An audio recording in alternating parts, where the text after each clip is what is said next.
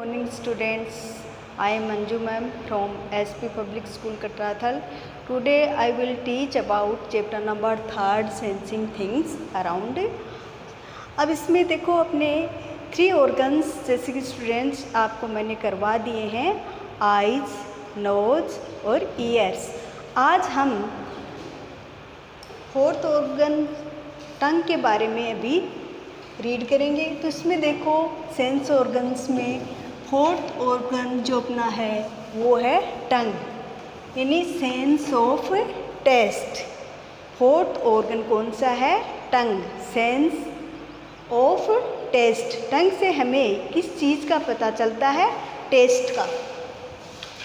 The tongue helps us to talk and move the food in the mouth, यानी the tongue हमारी सहायता करती है किसमें? टॉक यानी बोलने में, एंड और move the food in the mouth, और जो भोजन हम करते हैं वो अपने मुंह में मूव करता है।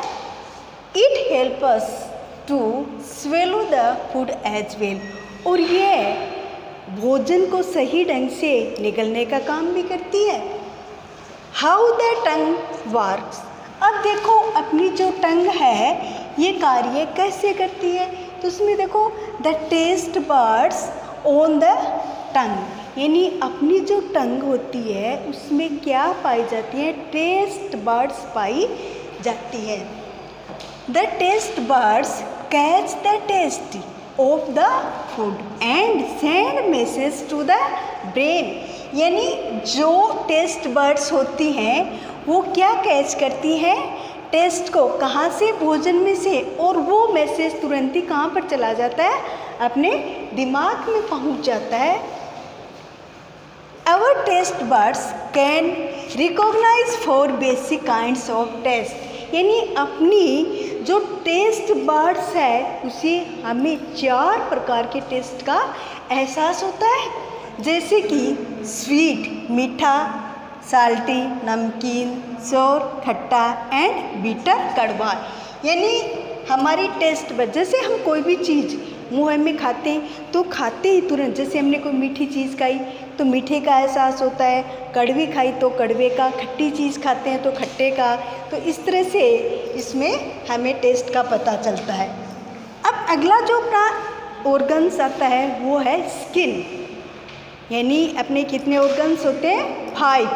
5 में से 4 हो चुके हैं। अब अगला जो ऑर्गन्स है वो है skin.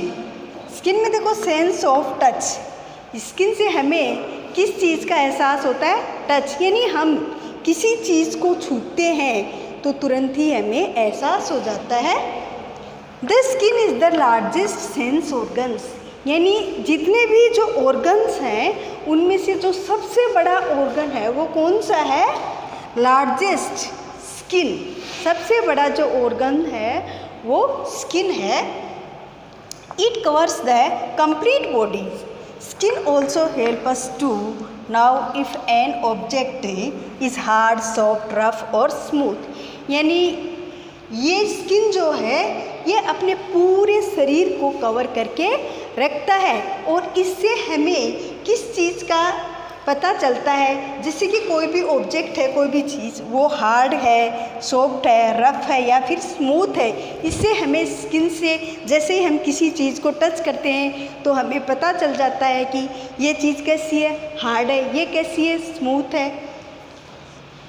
How the skin works, अब देखो स्किन कार्य कैसे करती है। The bottom layer of skin is called dermis, यानी स्किन की जो बॉटम लेयर होती है ये वाली, इसको हम डर्मिस के नाम से जानते हैं, यानी त्वचा। डर्मिस मिस होता है त्वचा।